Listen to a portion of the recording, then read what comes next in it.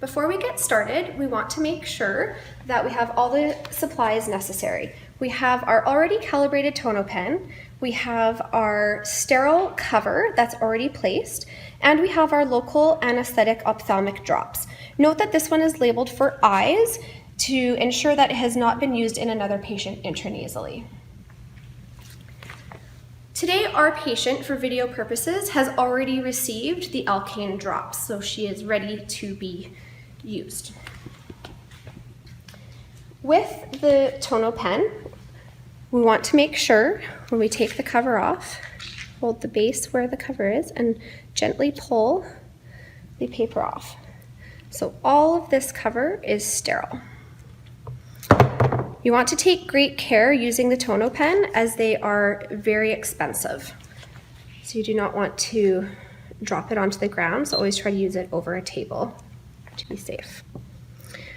When you turn it on, you'll notice that there are 2 dashes in the screen, and we have our units that it measures, millimeters of mercury. Depending on the literature that you use, you will get results that say 10 to 30 millimeters of mercury is normal, or 15 to 25 millimeters of mercury is normal. Here at Douglas College, we go with 15 to 25 millimeters of mercury. Down here on the bottom of the scale, it shows the percentage. So that's percentage of error. And you want to make sure that when you do your readings that you do have a percentage of error. And what will happen is a little dash will show up along these lines here, so along this little graph.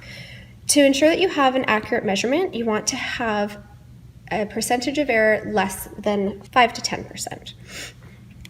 All right, so I'm going to have my restrainer hold the head, please. I have my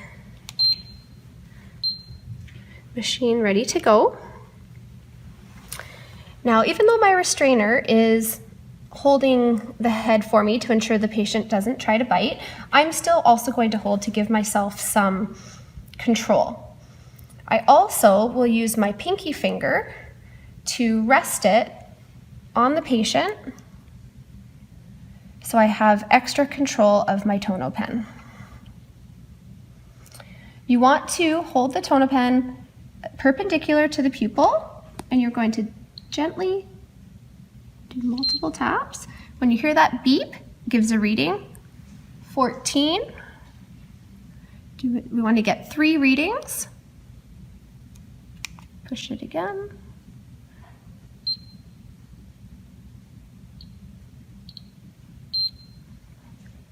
18.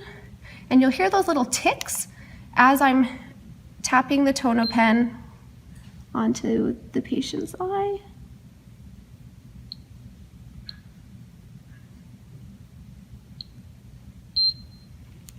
15. So we have measurements of 14, 18, and 15, all with less than 5% error. So you can see that little dash. So what we will do now is we will record those results into the patient file.